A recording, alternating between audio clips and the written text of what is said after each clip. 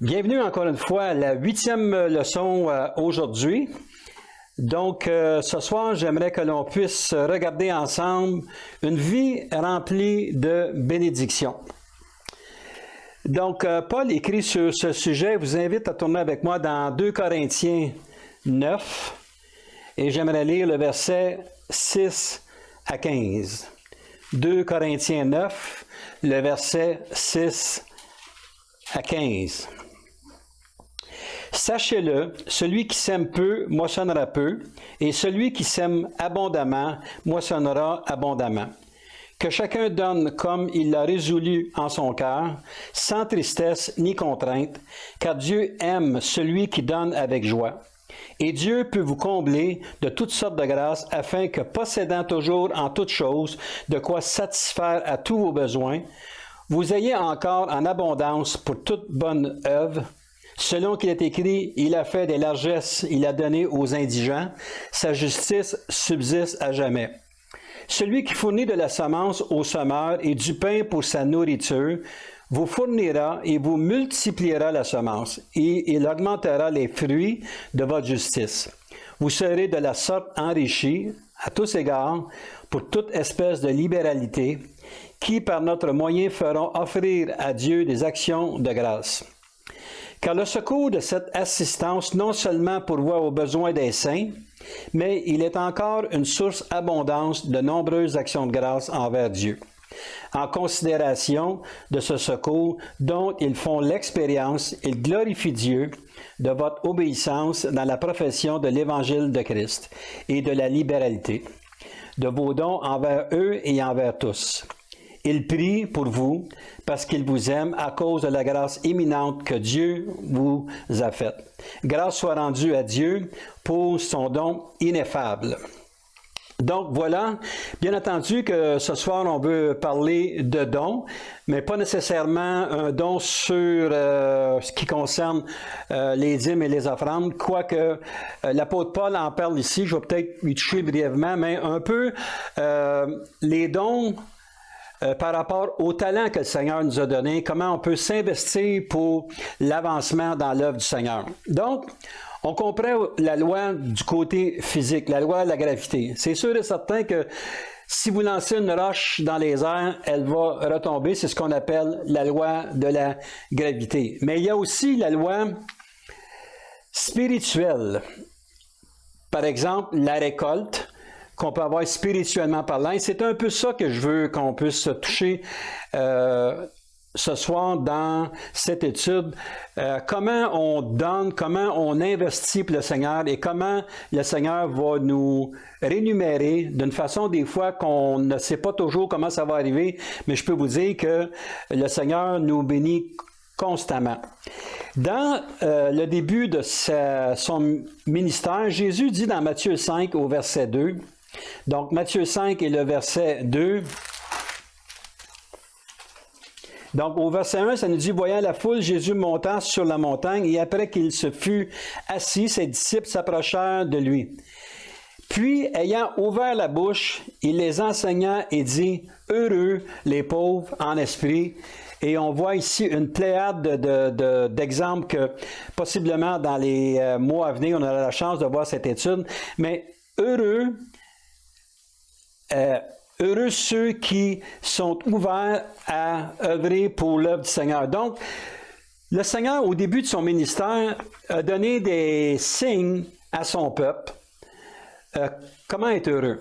Et tout au long de la parole de Dieu, on voit que Dieu nous donne de ne pas craindre, de ne pas avoir peur. Ici, au début des béatitudes, il nous parle de comment être heureux ceux qui sont pauvres en esprit. Au début de cet enseignement-là, je parlais du sel, je parlais de la lumière. Ce sont tous des sujets qu'on a touchés. Mais le Seigneur, ce qu'il veut, c'est que par-dessus tout, il nous donne la façon que l'on soit heureux. Mais le bonheur vient souvent parce qu'on donne.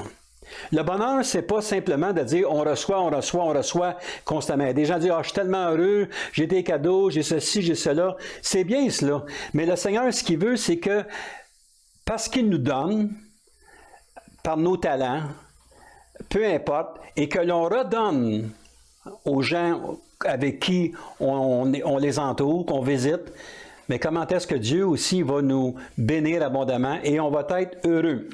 Donc, si on regarde à la loi physique, la loi de la gravité, combien ont tenté de voler comme un oiseau? Je me souviens, j'avais vu un reportage il y a plusieurs années, des gens qui tentaient d'imiter, c'est-à-dire l'oiseau qui vole. Il y a des gens qui montaient sur un garage, et s'étaient fait des ailes pour essayer de voler. Puis il y en a qui ont fait quelques pieds, puis ils ont tombé immédiatement en bas du garage. Mais une chose qu'il faut comprendre, c'est que l'oiseau, oui, les ailes sont là pour le propulser, mais le fait qu'il est capable de voler, c'est la forme de son corps.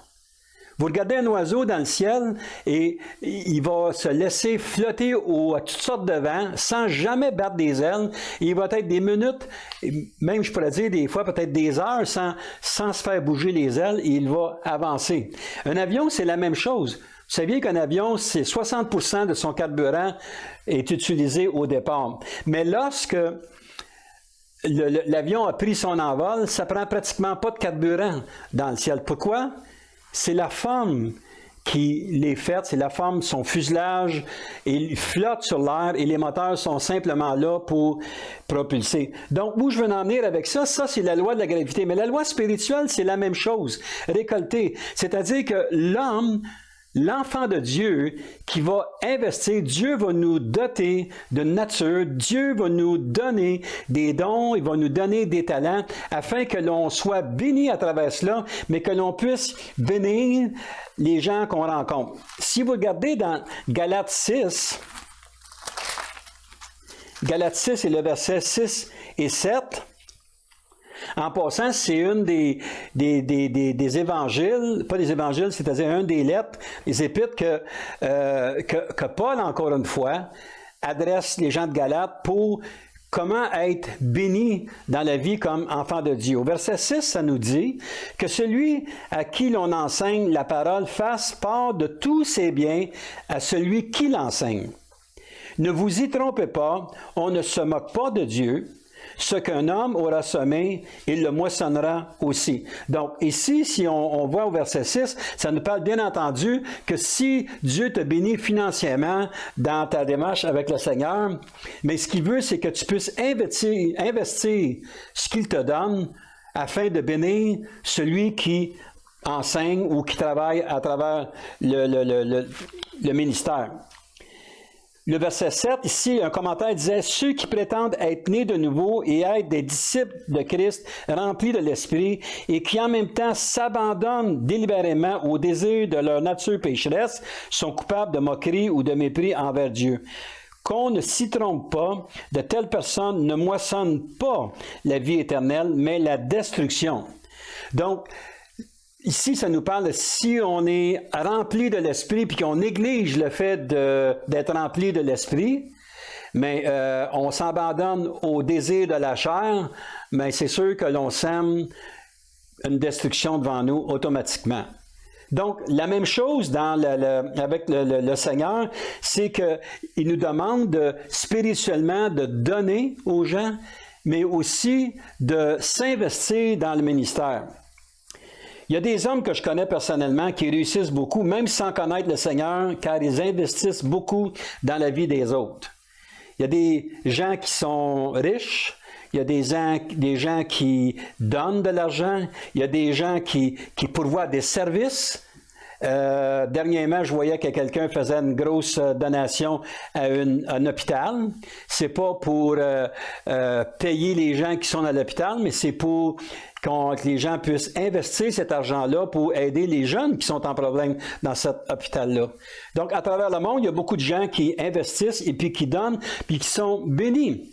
Ces gens-là ne connaissent pas nécessairement le Seigneur. Et je n'essaie pas de dire parce que tu donnes, c'est ça qui va amener la vie éternelle. C'est pas ça que je veux dire. C'est qu'on soit chrétien ou qu'on soit non converti, Ben, l'importance de donner, c'est qu'est-ce qui va nous faire fructifier davantage dans la vie. Et là, je ne parle pas simplement de l'argent parce que je sais qu'il y a beaucoup de gens qui disent être béni, être béni, être béni, c'est d'être riche, de recevoir de l'argent. Non, être béni, c'est d'avoir la santé. Être béni, c'est que ça aille bien dans ton couple. Être béni, c'est que ça va bien avec tes enfants, tes petits-enfants. Être béni, c'est que ton emploi, le Seigneur pourvoit pour un bon emploi. Donc, c'est pas une question de richesse, puis je voudrais pas que les gens pensent que là, je parle de richesse à travers cet enseignement-là. Il y a des gens qui connaissent le Seigneur, qui investissent dans le royaume et qui reçoivent au centuple. J'ai connu un homme, personnellement, un homme qui financièrement il était plein aux os, comme on peut dire, et puis qui investit, il avait sa propre fondation, il investissait dans des camps pour les jeunes, et puis cet homme-là, pour avoir travaillé pour lui, c'est un homme qui était excessivement béni, puis les profits que sa compagnie, que je gérais pour lui à ce moment-là, était tellement florissante que lui-même, il n'en revenait pas. Parce qu'il disait, je suis réellement béni. Et ce qu'il faisait, c'est qu'il prenait ce qu'il avait besoin pour vivre, puis qu'il donnait aux plus démunis pour être capable de travailler, d'avancer aussi. Et cet homme-là, il était financièrement indépendant.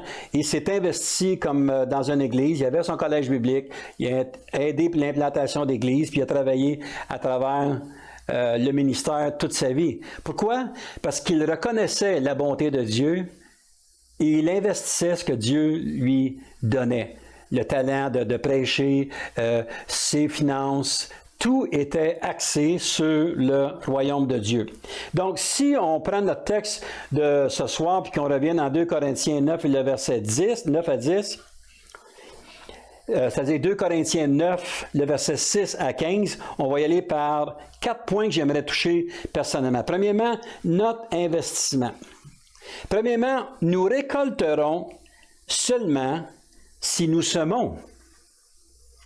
Le verset 6 et 8 à 8 qu'on a lu ce soir, c'est « Sachez-le, celui qui sème peu moissonnera peu, et celui qui sème abondamment moissonnera abondamment. » Que chacun donne comme il a résolu dans son cœur, sans tristesse ni contrainte, car Dieu aime celui qui donne avec joie. Et au verset 8, « Et Dieu peut vous combler de toutes sortes de grâces. » Marquez bien ici, il a dit toutes sortes de grâces, pas nécessairement toutes sortes de richesses, mais toutes sortes de grâces, afin que, possédant toujours en toutes choses de quoi satisfaire à tous vos besoins, vous ayez encore en abondance pour toute bonne œuvre.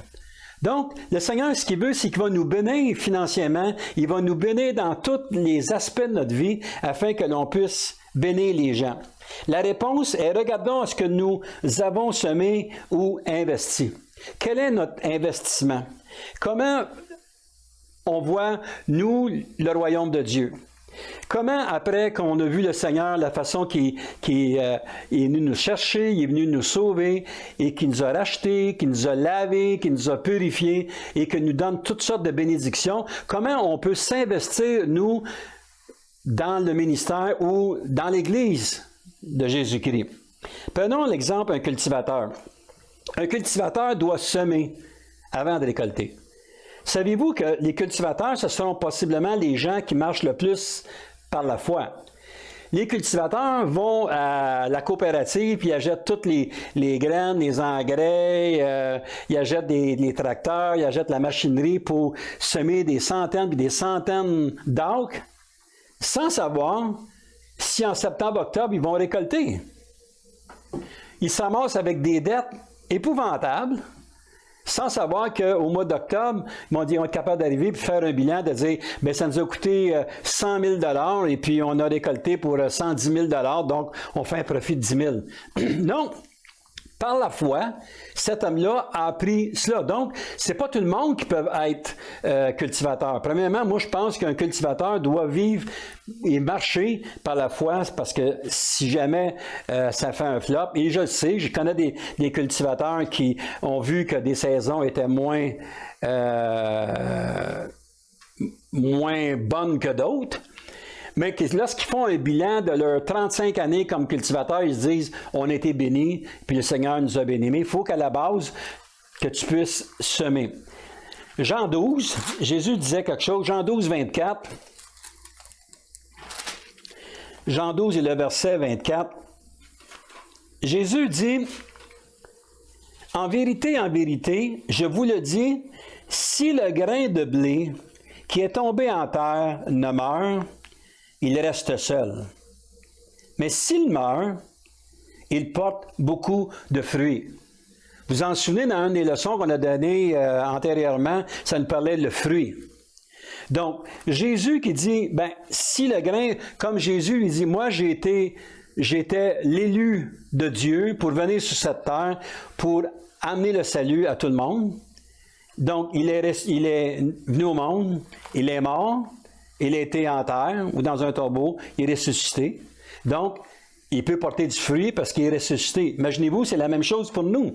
Si nous acceptons Jésus, et Jésus vient vivre en dedans de nous, mais nous devons par humilité mourir à soi-même et de se laisser changer par la stature ou par la nature que le Seigneur veut nous donner. Lorsqu'on vient au Seigneur, le Seigneur, ce qu'il veut, c'est de nous changer et de nous transformer pour de la nature qu'on est, le naturel que l'on est, que l'on puisse être, je ne veux pas dire des êtres spirituels, mais qu'on puisse marcher d'une façon spirituelle, c'est-à-dire attaché à ce que le Seigneur nous demande de faire, c'est-à-dire d'investir dans les différents ministères, dans les différents rôles au sein de son Église. Bien, peut-être qu'il y a bien des gens qui disent, ben moi je suis sauvé, je vais au ciel, mais il faut dire une chose, oui, on est loin du jugement final. Mais le Seigneur nous donne des talents, puis un jour, on va être jugé par rapport au talent qu'il nous a donné. Qu'est-ce que tu as fait du talent qu'il a fait? Vous vous souvenez de la parabole des talents? On ne va pas aller là-dessus. Il y a quelqu'un qui dit, ah, il m'a donné un talent, mais je l'ai enterré pour être certain de rien manquer. Bien, le Seigneur il a dit, tu n'es pas un bon serviteur. Donc, c'est ça que Paul nous donne comme enseignement à travers cela, que oui, on peut être sur le côté financier, mais plus que ça, il faut s'investir dans son royaume. La richesse est éphémère si elle n'est pas investie pour porter du fruit. Tu as beau avoir tous les diplômes, tu as beau avoir toutes les capacités au monde, tu as beau d'être quelqu'un qui est capable de chanter, de jouer de la musique, de prêcher la parole, de faire toutes ces choses-là, mais si tu ne t'investis pas dans l'œuvre que le Seigneur te demande, bien, tu vas récolter très peu. Pourquoi? Parce que le Seigneur nous donne ses talents, comme je disais tantôt, pour justement aller investir dans le peuple de Dieu. Les argents récoltés dans l'Église n'est pas pour les placements, mais pour l'œuvre. Moi, j'ai été pasteur dans quelques églises quand même, et j'ai eu à travailler avec différents comités, et je peux vous dire que si une église est fortunée, mais les argents qui sont perçus semaine après semaine pour faire avancer l'œuvre de Dieu, mais ils ne sont pas là nécessairement pour être mis dans des placements pour avoir le plus haut intérêt possible. Moi, personnellement, comme pasteur seigneur dans l'Église, je crois que oui, il faut être sage dans notre utilisation. Oui, il faut bien gérer les argents. Je pense que les diacres sont là à la place. Mais ces argents-là sont là pour être investis dans le royaume de Dieu. Comment je peux vous dire ça? Ben, si quelqu'un arrive à l'Église puis qui n'est pas fortuné, puis il a besoin d'aide pour s'acheter quelque chose à manger, ben on va dire, écoute, c'est facile de dire, on va prier pour toi, mon frère, on va prier pour toi, ma soeur. Non. Si on a les argents pour aider, donc c'est ce que Paul nous disait ici, une libéralité, c'est qu'on va laisser nos excédents d'argent pour aider une personne qui est en besoin. Je me souviens un jour dans un comité, on s'était donné un défi pour l'émission. Et puis, cette année-là, on avait dit, bah, écoutez, j'avais demandé au diacre, comment vous voulez mettre pour l'émission cette année, pour aider différentes missions un peu partout dans le monde. Ah, ils ont dit, ben, je ne sais pas, d'habitude, on y va parce que les gens nous donnent. J'ai dit, OK, mais j'ai dit, financièrement, on est bien. Donc, qu'est-ce que vous voulez mettre, vous, en tant qu'Église?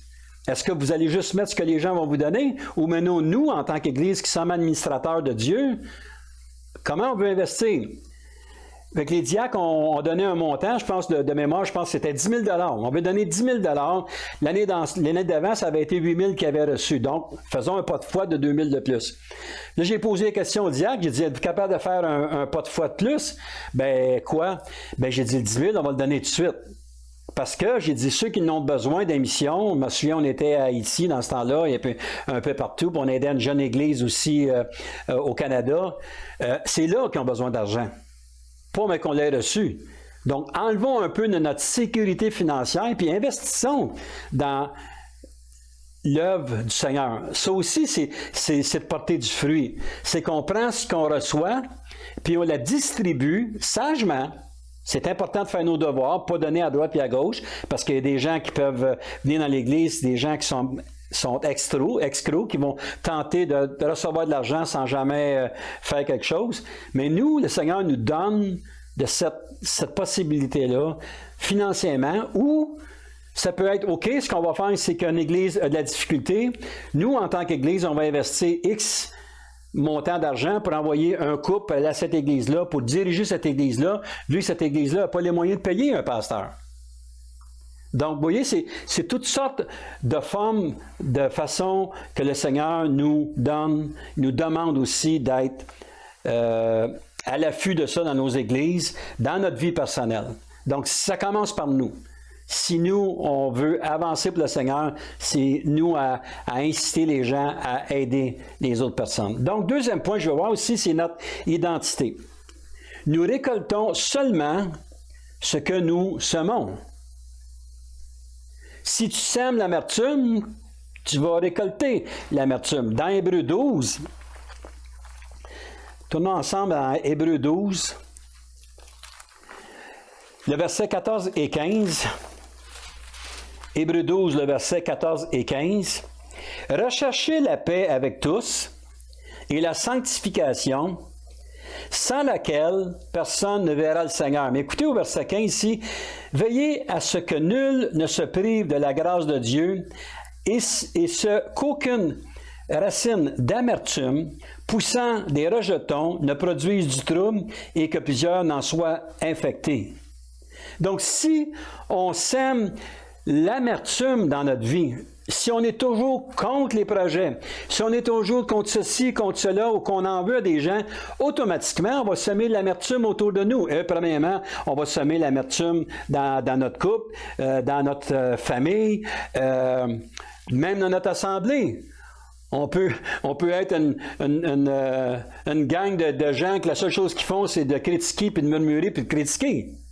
C'est pas ça que le Seigneur nous demande. Nous récoltons seulement ce que nous semons. Si un cultivateur sème du blé, mais il va récolter du blé, pas des carottes.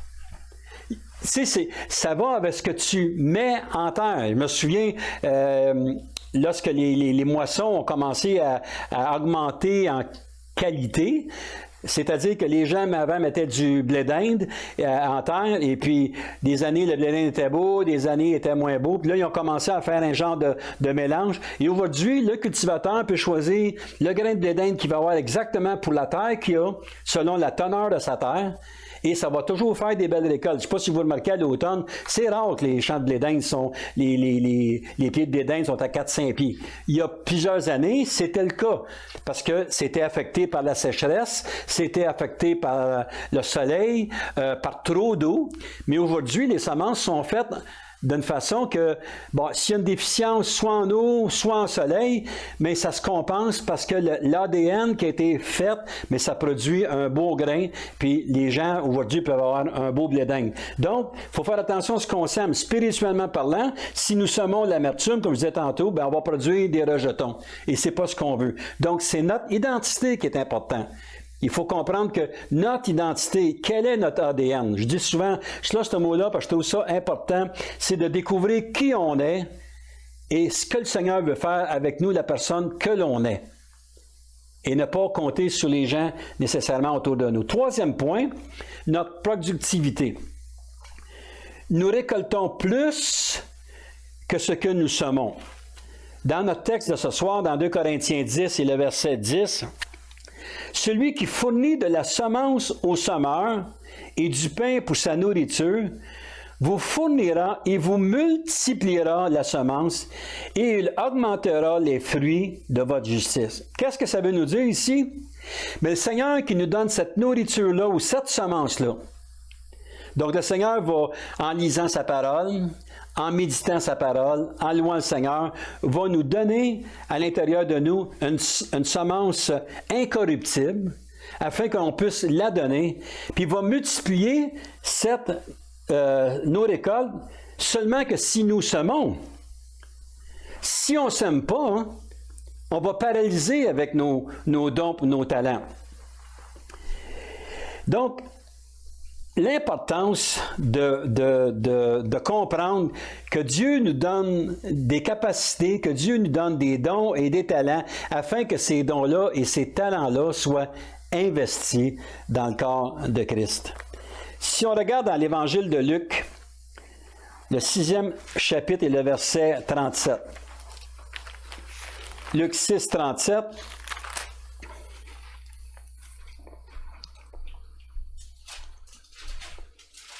Ne jugez point, et vous ne serez point jugés. Ne condamnez point, et vous ne serez point condamnés. Absolvez, et vous serez absous. Donc, le Seigneur, ce qu'il nous dit ici, c'est de ne pas juger, mais de s'investir continuellement afin que l'on puisse avancer. Souvent, on va juger, on va critiquer, au lieu de nous s'investir. Peut-être que les gens qui sont avec nous, qui sont autour de nous, ne veulent pas nécessairement emboîter le même pas. Donc, le pas, c'est nous qui devons l'emboîter. C'est nous qui devons s'investir. L'année passée, on a débuté un projet d'évangélisation, et puis ce projet d'évangélisation, sincèrement, je me disais, OK, on va commencer à s'investir là-dedans, puis on va voir où est-ce que ça va nous mener. J'étais confiant, hein? Mais aussi, j'ai peut-être ce côté-là, peut-être un petit peu réservé, de dire, des coups, ça ne fonctionne pas. Mais savez-vous quoi? Lorsqu'on commence à s'investir dans ce que le Seigneur nous demande de faire, il va nous bénir. Et tout au long de l'année, à travers ces projets d'évangélisation qu'on a fait, les différents concerts, les différentes prédications, Dieu nous a bénis. De toutes sortes de façons. Dieu nous a bénis financièrement, pas parce qu'on demandait rien, on demandait quelque chose, on demandait absolument rien, mais il nous a bénis aussi par les rencontres qu'on a vues. On a été bénis par les personnes qui ont été touchées. On a eu des témoignages touchants.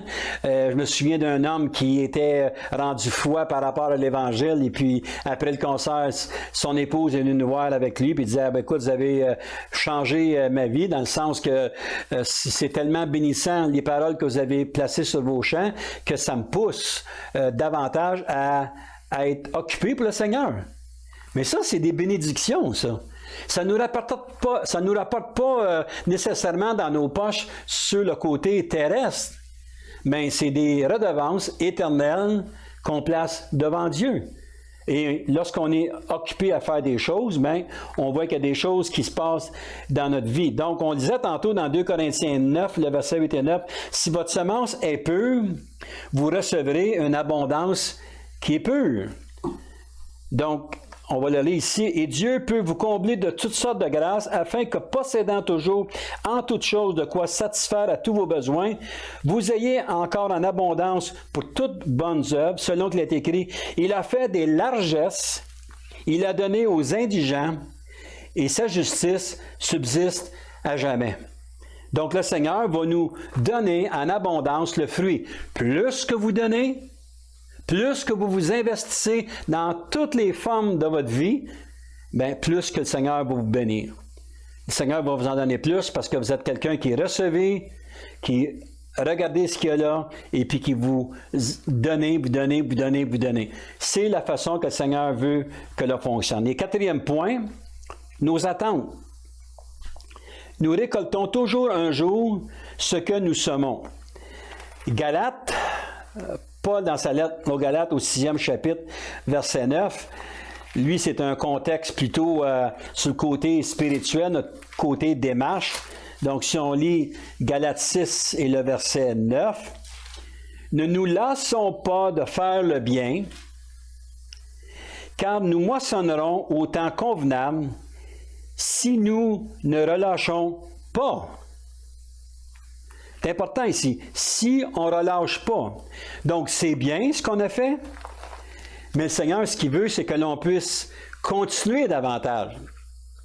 Moi, une chose que j'ai compris dans la vie, c'est que tu peux t'investir beaucoup pour le royaume de Dieu. Il y a des gens qui sont fidèles à leurs assemblées, qui sont fidèles du côté financier, qui sont fidèles du côté participation, qui s'occupent de la louange, qui s'occupent du son, qui s'occupent de préparer les repas, qui s'occupent de visiter les malades, peu importe. Et à un moment donné, sincèrement, on a besoin de repos. C'est bien que l'on puisse juste faire un temps de repos, puis laisser tomber la poussière, comme on dit, ou la pression, parce que humainement parlant, des fois, ça nous en demande beaucoup. Mais le Seigneur, ce qu'il veut, c'est que l'on puisse prendre ce temps-là, puis le remercier, puis il va nous restaurer, il va nous redonner le goût de faire quelque chose d'autre. Ça peut être quelque chose complètement contraire à ce qu'on a fait dans la dernière année ou les derniers 10 ans qu'on a fait. Et c'est ça que le Seigneur veut. Il dit maintenant, je vais te donner un nouveau ministère. Maintenant, je vais placer un appel dans ta vie pour telle et telle chose. Et puis, vous allez voir que le Seigneur il va vous bénir à travers cela. Il va vous en donner davantage. Les efforts aujourd'hui donneront un fruit un jour. Ce que vous faites aujourd'hui, vous ne le verrez peut-être pas de votre vivant sur la terre. Mais par contre, lorsque nous allons passer devant le tribunal de Christ, comme Paul en parle dans son épître aux Corinthiens, donc, c'est pas pour être jugé pour aller en enfer. C'est pour regarder les choses qu'on a fait, les choses qu'on aurait dû faire. Mais par-dessus tout, on va sortir de là avec des récompenses. Et ces récompenses-là, des couronnes.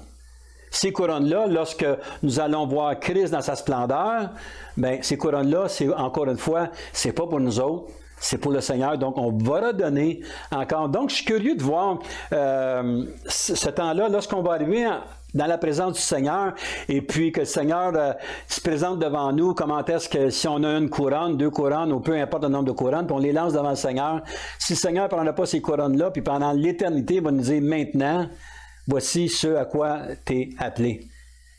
Je pense pas qu'on va arriver au ciel juste pour profiter des rues pavées d'or, de ne pas bouger, puis de ne pas rien faire. Je pense qu'on va être occupé pour l'éternité.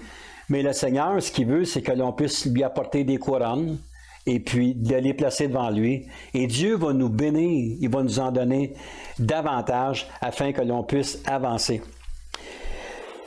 Aujourd'hui, ce qu'on peut voir dans les efforts qu'on donne, un jour, on peut voir le mariage, les enfants, l'évangélisation, l'implantation d'églises, donation financière, investissement de notre temps, répandre l'amour, l'exhortation, etc. Donc, vous voyez que chacune des facettes de notre vie, qu'on est obéissant à ce que le Seigneur nous demande de faire et qu'on redonne au suivant, qu'on donne au suivant ce que le Seigneur a déjà placé dans notre cœur, mais il va nous donner quelque chose de grand. Il ne faut pas oublier que dans Matthieu 25 et le verset 21, on va aller le voir, c'est lorsque Jésus rentre et il dit « Entrez dans la joie de mon Père ». Donc Jésus nous attend à la porte du ciel, il dit « Entrez dans la présence de mon Père, entrez dans la joie de mon Père ». Donc, le Seigneur, il va nous bénir par sa présence, mais aussi, il va justement nous combler de toutes sortes de bénédictions spirituelles qui vont être là pour l'éternité. Au ciel, frères et sœurs, il n'y aura plus de question de charnel. C'est juste spirituel. Donc, ça va être juste des bénédictions spirituelles qu'on va avoir. Des fois, c'est difficile. Des fois, on est nonchalant. Des fois, on est négligent dans notre démarche avec le Seigneur. Mais le Seigneur nous dit, prenez courage et continuez. Et vous allez voir les bénédictions que je vais placer dans votre vie et vous allez pouvoir continuer à avancer. Donc, en terminant, 6 résultats émanant de nos investissements dans le Seigneur. Donc, comme j'ai lu tantôt dans 2 Corinthiens 9:10, nous prospérons financièrement et spirituellement. Frères et sœurs, je vous encourage à investir monétairement et spirituellement dans le royaume de Dieu. Et le Seigneur va vous le rendre d'une façon que vous n'avez même pas aidé de le... Vous ne pouvez même pas vous imaginer comment est-ce qu'il va... Je pourrais vous donner des exemples, mais mes exemples, c'est juste mes exemples à moi. Il n'y a rien que je suis capable de vous le prouver d'une façon physique. Mais je peux vous dire que dans les dernières années, on était réellement bénis par toutes sortes de façons avec le Seigneur. Deuxième point, nous prouvons hors de tout doute notre amour pour le Seigneur. Dans 2 Corinthiens 6 et le verset... 2 Corinthiens 9, excusez, et le verset 13, excusez. Ça nous dit ici, « En considération de ce secours dont ils font l'expérience, ils glorifient Dieu de votre obéissance dans la profession de l'Évangile de Christ et de la libéralité de vos dons envers eux et envers tous. » Donc, le peuple de Dieu qui était là, Paul, ce qu'il disait, « Je vous remercie parce que ce que vous faites à l'heure actuelle, vous pourvoyez à ce que l'on puisse continuer à propager la parole de Dieu. » Et il a remarqué que Paul il a dit dans une de ses épîtres qu'il n'a jamais été au chevet des gens dans l'Église. Il n'attendait pas les dons. Lui, s'il recevait des dons, c'était pour possiblement payer les choses que ça pouvait coûter l'investissement qu'il faisait pour ses déplacements. Mais Paul était quelqu'un qui fabriquait des tentes. Il travaillait constamment. Donc, ces dons-là qu'il recevait, ce qu'il dit ici, bien, des dons envers nous, puis envers tous, c'est qu'il les distribuait à tout le monde. Et c'est de la façon qu'il enseignait le peuple de Dieu. Soyez généreux afin que l'on puisse avancer et que l'on puisse bénir les gens autour de nous.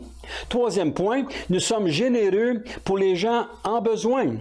J'en ai parlé un petit peu tantôt. Au verset 12, ça nous dit « Car le secours de cette assistance non seulement pourvoit aux besoins des saints, mais il est encore une source abondante de nombreuses actions de grâce envers Dieu. » Donc, Paul, ce qu'il voulait dire, pas juste à travers les saints, mais si on prend quelqu'un dans notre voisinage, quelqu'un qui reste dans le même logement que nous, à côté de chez nous, et puis qu'on l'aide, puis qu'on le bénit, mais cette personne-là va dire « Qu'est-ce qui se passe dans ta vie? Tu es donc bien généreux. » Et cette façon d'être généreux peut possiblement amener quelqu'un à venir à la connaissance du Seigneur. Pourquoi? Parce qu'on donne à pleine liberté à ceux qui nous entourent, sans jamais leur fermer la porte. C'est que dit que le Seigneur te bénisse avec ça. Et vous resterez surpris de voir comment les gens puissent réagir aussi. On voit que, surtout dans le temps des fêtes, il y a des gens il y a des banques alimentaires, il y a des gens qui organisent des soupers, il y a des gens qui donnent des grosses dindes à tout le monde. OK, c'est pas le fait que tu donnes des dindes qui va t'emmener au salut, mais c'est le fait qu'il y a des gens qui sont touchés parce qu'il y a des gens qui n'ont rien à se mettre sous la dent. Et Dieu donne des provisions à certaines personnes que l'on puisse donner cela. Et plus que ça, les gens ont les moyens de donner ça. Il y a des gens qui travaillent là comme bénévoles pour justement servir des repas, puis de bâtir des paniers de télé comme vous voulez, là, ces paniers-là avec du canage dedans, des choses non périssables pour que les gens puissent manger. Puis c'est pas tout le monde. Il y a des gens qui vont juste se servir du système, mais il y a des gens qui sont appelés de Dieu qui vont dire « Wow, moi je veux être comme ces personnes-là ». Quatrième point, nous devenons une source d'action de grâce aussi. Donc, dans 2 Corinthiens, verset 15, « Grâce soit rendue à Dieu pour son don ineffable. » Donc, on est une façon des gens vont donner des actions de grâce, ils vont remercier le Seigneur. Il y en a qui vont dire « Oh, merci Dieu que tu as envoyé telle et telle personne dans ma vie. » Pourquoi? Parce qu'on est fidèle à l'excédent que le Seigneur nous a donné. Et ça, c'est important de comprendre cela. Cinquième point, nous poussons aussi les gens à prier pour nous. Au verset 14 de notre texte, ça nous dit « Il prie pour vous parce qu'il vous aime à cause de la grâce éminente que Dieu vous a faite. » Donc, lorsqu'on est généreux, puis lorsqu'on s'investit, les gens viennent à la connaissance du Seigneur, puis ils vont commencer à prier pour vous. Ils vont prier pour l'évangéliste, ils vont prier pour le pasteur, ils vont prier pour la dame qui visite les gens à l'hôpital. Ils vont prier pour la personne qui va faire du linge puis le donner à quelqu'un d'autre. Parce qu'on est une bénédiction, ces gens-là, ils sont peut-être pas capables de donner à même titre que nous, on peut faire, ou de s'investir. Il y a des gens qui sont infirmes, qui peuvent absolument pas rien faire. Mais là, une chose qu'ils peuvent faire, hein, ils peuvent prier pour vous afin que Dieu vous bénisse davantage, afin que vous puissiez bénir davantage.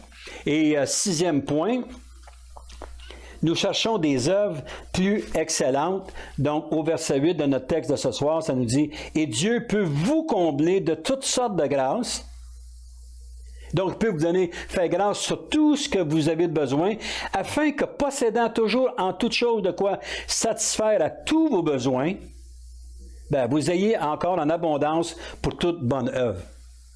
Donc, vous voyez comment est-ce que le Seigneur veut que l'on puisse s'investir davantage. Ce texte-là ici est important, surtout dans cette lettre aux Corinthiens, parce que les Corinthiens n'étaient pas réputés pour être une église qui était nécessairement là, fervent pour le Seigneur. Quoique ils ont eu une effusion du Saint-Esprit extraordinaire, mais il y avait besoin de comprendre toutes ces choses-là de base si on veut avancer pour le Seigneur. Donc, en conclusion, nous devons comprendre une chose comme individu. Le Seigneur Jésus a investi sa vie pour nous afin que nous investissions notre vie pour les autres. Amen. C'est la grâce que je vous souhaite et je vous souhaite un bon temps de réflexion. Dieu vous bénisse.